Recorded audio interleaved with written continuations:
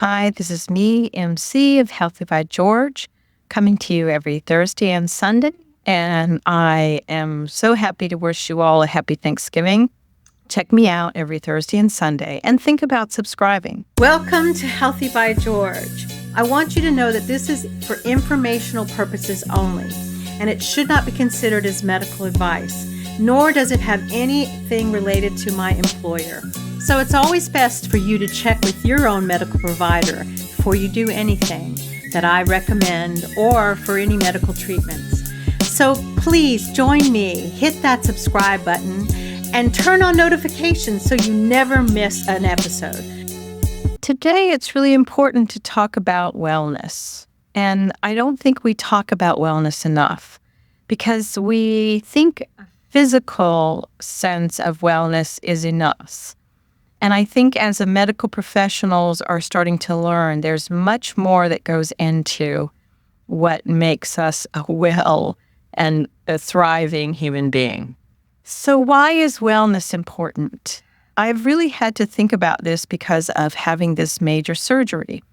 I had a major hysterectomy on the 30th of October, and now I'm almost a month in, not quite. Yeah, exactly 4 weeks as of today. And I'm having these ups and downs, my energy, my just overall feeling of being well has not been the same. While physical wellness is important, and when we go to see our medical professionals, that's what we talk about. Our health, our body, are we getting exercise, nutrition, adequate rest, and are we doing things preventatively to keep us healthy as we get older? But the other thing that I think is much more ignored is our mental and emotional wellness. There's very little that we do to assess that. We will walk around doing all kinds of things, ignoring our mental and emotional wellness. We will avoid it until at some point it becomes so prominent that we have to manage it because we have such feelings of either mental challenges like feeling down or unsupported or dissatisfied with our lives or our living situations, or we emotionally are struggling because we don't have the satisfaction that we would like in our lives or with our partners or with our friends. We have to pay attention to how we are managing our stress. I know with me, managing my stress during this time of dealing with the major surgery was a big deal. I'm practicing mindfulness and meditation and really giving myself an opportunity to go slow, which is not easy for me. Oh my gosh, I'm struggling with that. Going slow and taking breaks and resting. And Jesus, this is not simple. But it's teaching me a lot about things I need to learn. I think the other thing is that our social wellness as we get older changes because we lose connections. We lose that social engagement that we have when it's so available when we're younger. And so we end up sometimes being isolated or not feeling like we can go to events or to do things that will engage a community of people or other relationships that are beyond just our partner or just our family. I think the other problem that we don't ever talk about are spiritual wellness or our mental wellness. And truthfully, I think many people, because of the complexity of spirituality at maybe how you were raised. I know for me, I was raised Catholic.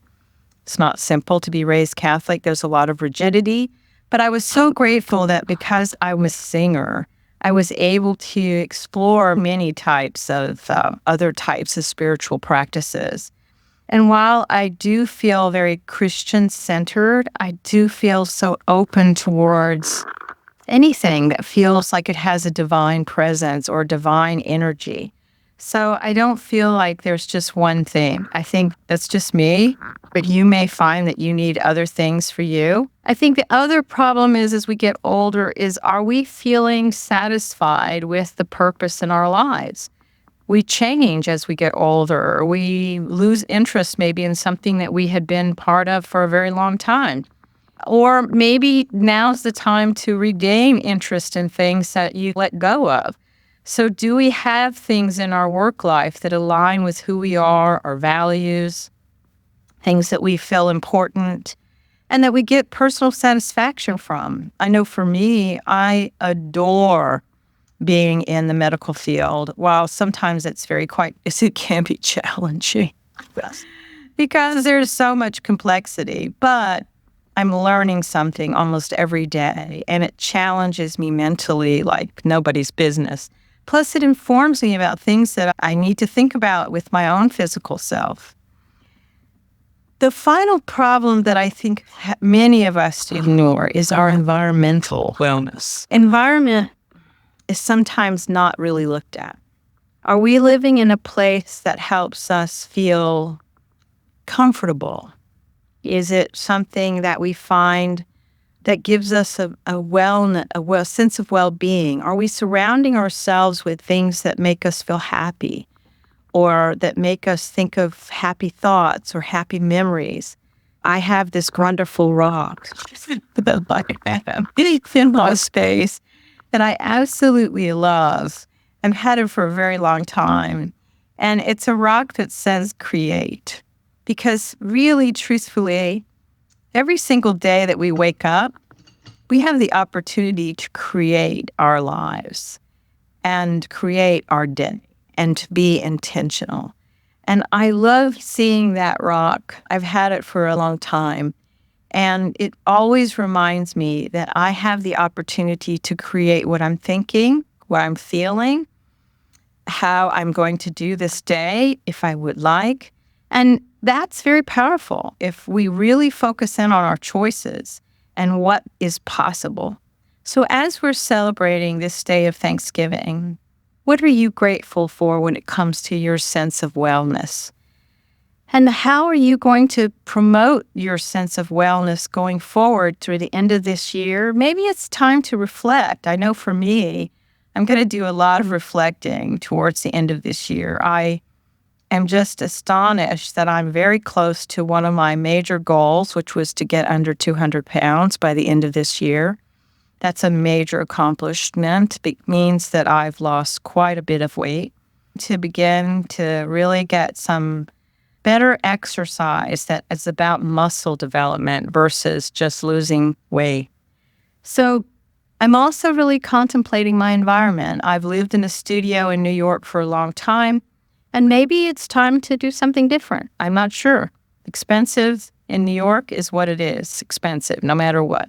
But hey, sometimes you have to embrace expensiveness to get what you need.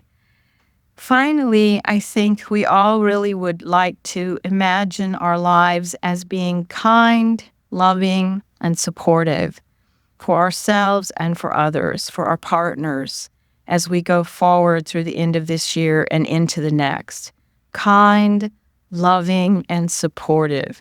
And what do those actions mean? Does it mean listening more, using a kind and gentle tone of voice, pausing, taking breaks, paying attention to what our body's telling us, paying attention to what our mind is telling us or our feelings, giving ourselves a space for a spiritual practice. It doesn't have to be something that you think is like an organized religion. It can be anything that you want as a spiritual practice. So how are you thinking about wellness as you go towards the end of this year? Because all of that plays into how we age and how we get our ability to maintain our thinking and our movement and just thriving into our older years. Be well, my friend. I just want us to live intentionally and to be the best version of who we are as we get older. Happy Thanksgiving. Bye-bye. So thank you so much for joining me at Healthy by George. I hope you found the information inspiring and that it encourages you on your wellness journey. Because remember, your body, your well-being are a most precious gift, and every tiny action taken daily can make a huge difference. I hope the information here is educational purposes and is not meant to replace your medical care. See your doctor and talk about what works for you.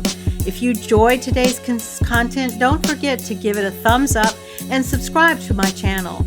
Your support means the world to me, and it helps me continuing creating content that inspires and empowers you to live your best life. Goodbye for now, and join me again at the next Healthy by George.